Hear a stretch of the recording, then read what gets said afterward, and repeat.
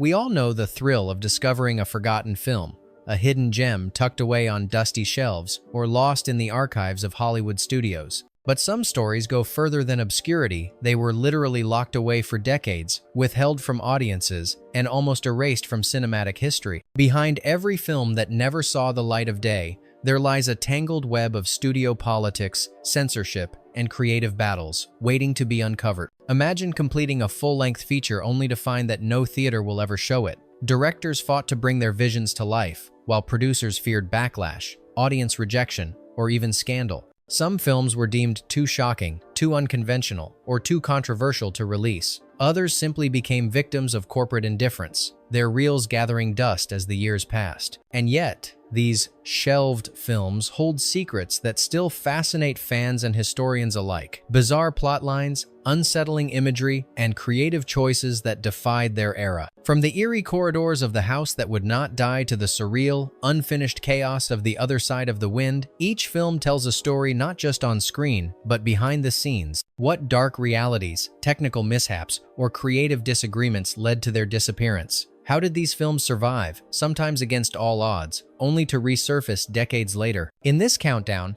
we will explore 15 horror films that were shelved for decades, examining the circumstances that kept them hidden and the moments that make their eventual release so remarkable. We'll uncover the censored scenes, lost footage, and creative compromises that define their obscurity. And along the way, we'll ask, did the studios suppress these works to protect the audience or to protect themselves? Let's dive into a world where cinematic nightmares were locked away, waiting patiently for the moment when the lights would finally come back on. Here are 15 horror films that remained unseen for years, and the secrets they carried behind closed doors. Fact Hasson, The Killing Kind, 1973. Imagine a film so dark and unsettling that the studio immediately shelved it after post-production. The Killing Kind, directed by Curtis Harrington, was completed in 1973, yet it remained hidden from audiences for years. The film's psychological horror, exploring themes of obsession and murder, pushed boundaries far beyond what distributors were willing to handle at the time. The lead actor's intense performance added an uncomfortable realism that, combined with the bleak cinematography, made executives uneasy. The story centers on a disturbed young man whose violent impulses escalate in a small town, a narrative that tested both audience tolerance and societal norms. Behind the scenes, Harrington fought to retain his vision, resisting pressure to cut key scenes depicting the protagonist's escalating madness. Studio executives, however, feared that such raw intensity could provoke controversy or even legal scrutiny, particularly given the growing public sensitivity toward graphic content in the early 1970 seconds. Ironically, when The Killing Kind was eventually released years later, critics hailed it as a cult classic, praising Harrington's daring approach and the film's unflinching exploration of the human psyche. Audiences who finally saw it were captivated by the very elements that had kept it locked away, proving that sometimes the most controversial works endure precisely because of the risks they take. Fact Hash 2, The Keep, 1983. In 1983, Michael Mann undertook the ambitious adaptation of F. Paul Wilson's novel with The Keep, blending supernatural horror with historical intrigue. Despite completion, the film was heavily cut, and the original vision was never fully released. The studio, worried about its commercial viability and the unusual mix of war, horror, and mysticism, insisted on trimming crucial narrative sequences and ambiguous character moments. Filming had been chaotic, elaborate sets in Romania, massive pyrotechnics, and a climactic battle involving supernatural forces left the production over budget and behind schedule. Lead actors delivered demanding performances amid difficult conditions, while Mann's insistence on a dense, atmospheric score clashed with studio expectations. In the end, the theatrical release bore little resemblance to Mann's original conception, and the uncut version remained unseen for decades, buried in studio vaults. Yet, this incomplete form achieved a cult following among genre enthusiasts who sought the elusive director's vision in bootleg copies. Ironically, the elements that scared the studio, ambiguous morality, graphic supernatural horror, and a narrative that defied linear explanation, became precisely what fascinated future audiences,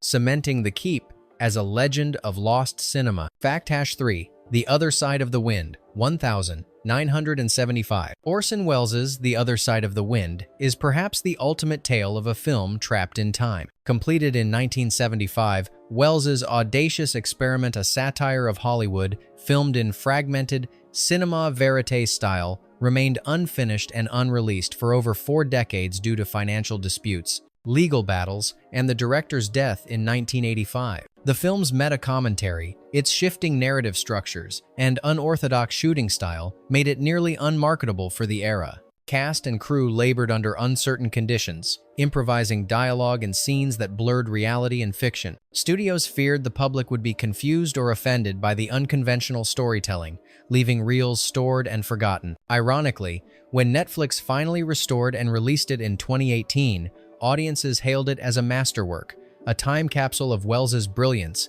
and a glimpse into the chaos behind the Hollywood facade. The very qualities that made it unapproachable in the 1,970 seconds, its audacity, fragmentation, and critique of the industry, became the reasons it was celebrated decades later. The Other Side of the Wind stands as a monument to the resilience of cinematic vision, waiting for its proper moment in history. Fact-4, The House That Would Not Die, 1970. In 1970, a small yet ambitious studio completed The House That Would Not Die, a haunted house story that promised gothic chills and psychological tension. Yet, despite its completion, the film never received a proper release. Studio executives feared the eerie atmosphere and depictions of restless spirits might be too intense for audiences, particularly when combined with the dark, claustrophobic cinematography that gave the mansion a character of its own. The production itself was rife with challenges.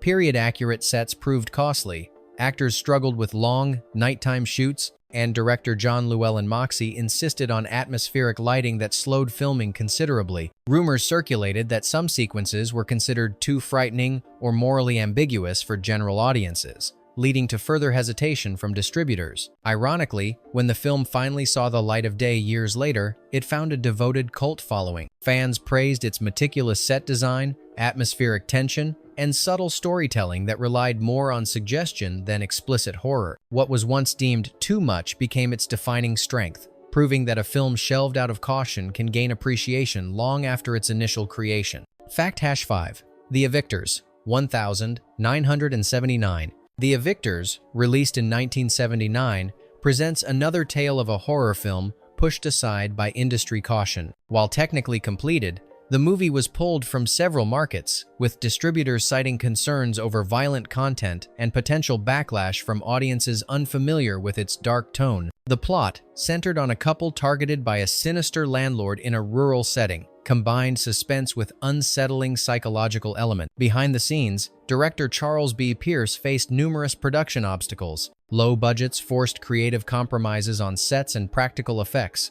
while actors were asked to perform scenes that skirted the edge of physical danger. Studio executives, anxious about public reaction, mandated cuts that altered pacing and tone, delaying the film's wide release. Ironically, collectors and genre enthusiasts later celebrated The Evictors for the very elements that made it controversial. The tension-filled cinematography, unnerving performances, and rural isolation created a distinct atmosphere that modern audiences now regard as a classic example of overlooked 1,970 seconds horror. The film's limited initial release only enhanced its mystique over time. Fact-6, The Sentinel, 1977. The Sentinel, directed by Michael Winner in 1977, was mired in production controversies that kept it from immediate recognition. The film, exploring the supernatural horrors surrounding a New York City apartment building and its secretive guardians, faced censorship challenges due to graphic imagery, intense thematic material, and scenes of religious horror that studios deemed potentially offensive. Filming was further complicated by the demands of a large ensemble cast and practical effects that pushed the limits of 1,970 seconds technology. Multiple edits were requested by distributors to tone down violence and certain controversial sequences, resulting in a version that differed significantly from Winner's original vision. The studio hesitated on release dates, worried about reception and protests from religious groups. Ironically, The Sentinel eventually gained a cult following, with fans appreciating the daring atmospheric tension that had initially caused hesitation. The sequences that terrified and unsettled 1,970 seconds executives became the very reason audiences later revered the film. Its journey from censorship to cult status underscores the enduring appeal of horror that dares to challenge societal boundaries. Fact #7 Messiah of Evil 1973. Messiah of Evil, a 1973 cult horror, exemplifies a film too unconventional for its time. Completed with surreal imagery and an avant-garde narrative, studios balked at releasing it widely. The story, blending apocalyptic themes with horror and psychological tension, was considered too abstract, and executives feared it would alienate audiences seeking straightforward scares. Production itself was chaotic. Location shoots along fog-laden beaches and abandoned buildings created logistical nightmares, while the lead actors had to navigate improvisational dialogue amidst dense, unsettling cinematography. Director Willard Hoke and producer Gloria Katz fought to preserve the film's eerie atmosphere, but repeated demands for cuts and clarifications threatened the integrity of their vision. Ironically, when Messiah of Evil finally reached audiences decades later, its experimental style and haunting visuals became celebrated aspects, defining it as a landmark in psychedelic horror. Scenes once deemed incoherent or risky now captivate enthusiasts who value its originality, proving that films shelved out of fear can later inspire new appreciation for boundary-pushing artistry. Fact #8 Death Dream 1974. In 1974, Bob Clark directed Death Dream, a chilling story exploring grief, revenge, and the undead. Despite completion, distributors hesitated, citing the graphic depiction of a soldier returning from war as a reanimated corpse, paired with disturbing social commentary. Such content was thought to be too confrontational and morally ambiguous for mainstream audiences of the era. Filming posed unique challenges. Practical effects for the zombie-like protagonist were groundbreaking yet cumbersome. While the cast had to perform emotionally intense scenes depicting trauma and horror, Clark's insistence on a dark, introspective tone clashed with expectations for lighter, more conventional horror, prompting studio reluctance. Ironically, once released, Death Dream became a hidden gem for horror fans, praised for its inventive storytelling and psychological depth. The film's delayed recognition underscores how content considered too provocative at one moment in history can later resonate as a profound commentary on human emotion and societal fears. Fact #9 Messiah of Evil, alternate regional cuts 1973. While the original Messiah of Evil faced shelving, various regional cuts complicated its release further. Certain versions, heavily edited for violence or narrative coherence, were distributed in limited territories, leaving the true artistic vision obscured for decades. Fans and scholars debated which cut truly reflected the director's intent,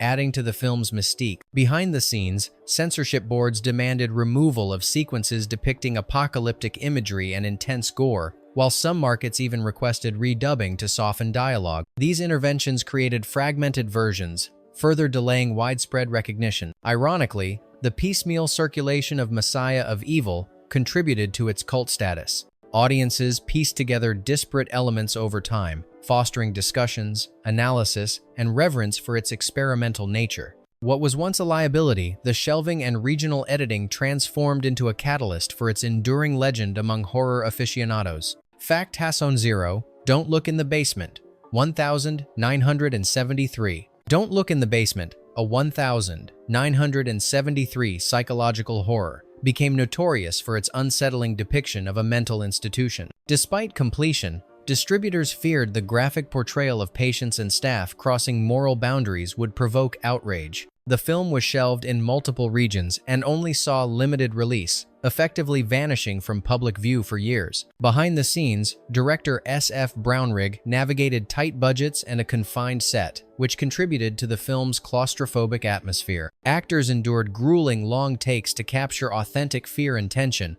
often improvising to heighten realism. Studio executives, however, remained wary of the provocative content, requesting edits that were reluctantly implemented, further delaying a full release. Ironically, the very elements that kept Don't Look in the Basement hidden its stark portrayal of institutional horror, unflinching character performances, and relentless tension later defined its cult status. When modern audiences discovered it, They praised its raw, immersive approach, proving that films once suppressed for daring choices could achieve lasting acclaim decades later. Fact Hassonon, Shockwaves, 1977. Shockwaves, released in 1977, tells the story of a Nazi-obsessed group of aquatic soldiers terrorizing a Caribbean island. While completed, its disturbing premise and graphic content led to delayed and inconsistent distribution. Many theaters refused to screen it, fearing controversy and poor reception. Production presented extraordinary challenges.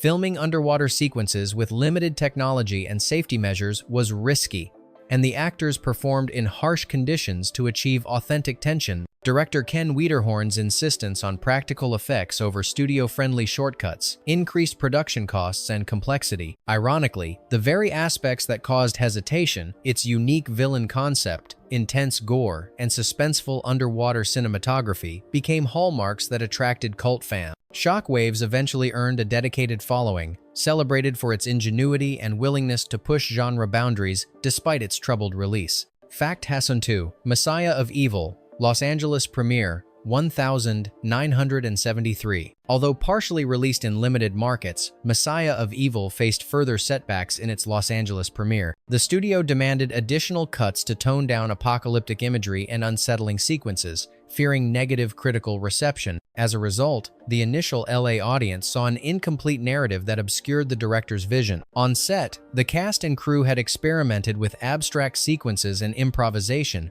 contributing to a film that challenged conventional storytelling. When studio interference fragmented the premiere version, confusion and mixed reviews ensued, cementing the film's status as a lost piece of horror history. Ironically, decades later, restoration projects allowed audiences to experience Messiah of Evil closer to its intended form. The delay and censorship that once limited its reach ultimately enhanced its mystique, turning it into a study in avant-garde horror filmmaking and a cult treasure admired by critics and fans alike. Fact Hasson 3, The Legend of Hell House, 1973. The Legend of Hell House, adapted from Richard Matheson's novel in 1973, faced shelving in certain markets due to its intense supernatural themes and graphic depictions of psychological terror. While completed and screened selectively, studio executives worried that its bold exploration of human fear and paranormal phenomena would provoke backlash. Filming presented unique technical and artistic challenges.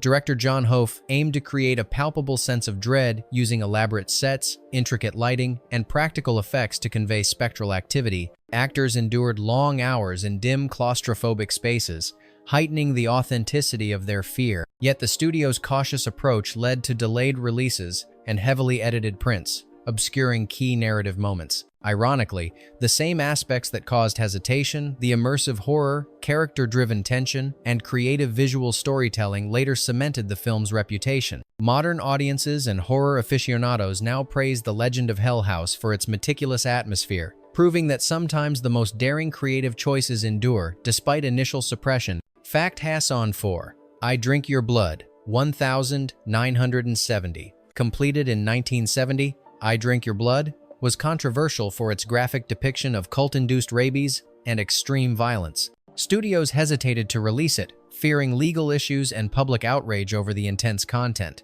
As a result, distribution was limited, and the film gained notoriety primarily through underground channels rather than mainstream theaters. The production itself was fraught with challenges. Low-budget constraints forced director David E. Durston to rely on innovative practical effects and creative staging to convey visceral horror. Actors performed dangerous or physically demanding scenes to achieve realism, while studio mandates threatened to cut some of the most shocking sequences, delaying any wide release. Ironically, the very elements that provoked initial suppression, the intense gore, audacious plot, and confrontational narrative, later fueled its cult appeal. I Drink Your Blood became emblematic of early 1972 shock horror, celebrated by enthusiasts for its unflinching approach and its ability to push boundaries long before modern horror norms were established. Fact Hasson 5, Scream Bloody Murder, 1973. Scream Bloody Murder, a 1973 slasher completed under tight budgetary conditions, faced shelving due to concerns over excessive gore and morally ambiguous characters.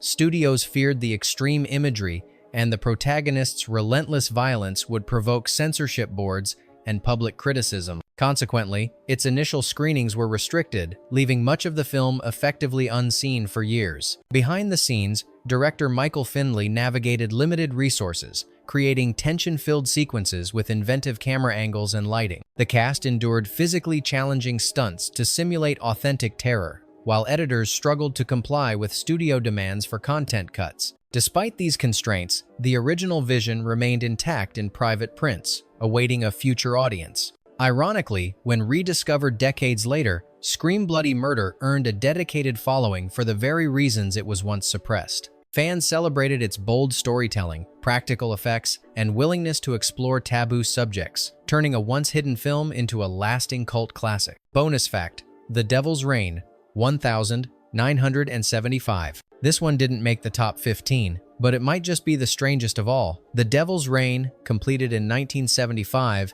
faced extraordinary delays and controversy that pushed it to the margins of horror cinema. The film's narrative, centered on a satanic cult and the literal melting of its victims into grotesque forms, provoked immediate apprehension among distributors, who feared public outrage and potential censorship. Filming itself was a logistical and creative nightmare. Director Robert Fuest relied on elaborate practical effects, heavy makeup, and extensive use of color filters to create a hallucinatory, nightmarish atmosphere. Actors performed intense, emotionally draining scenes, often amid cumbersome prosthetics and scorching heat on set. Studio executives, concerned about both morality and marketability, demanded edits that altered key sequences, further delaying release and diminishing the cohesion of the original vision. Ironically, decades later, audiences revisiting The Devil's Reign recognized its audacious visual style, surreal set pieces, and commitment to extreme horror. What was once deemed too grotesque or controversial became a celebrated cult artifact,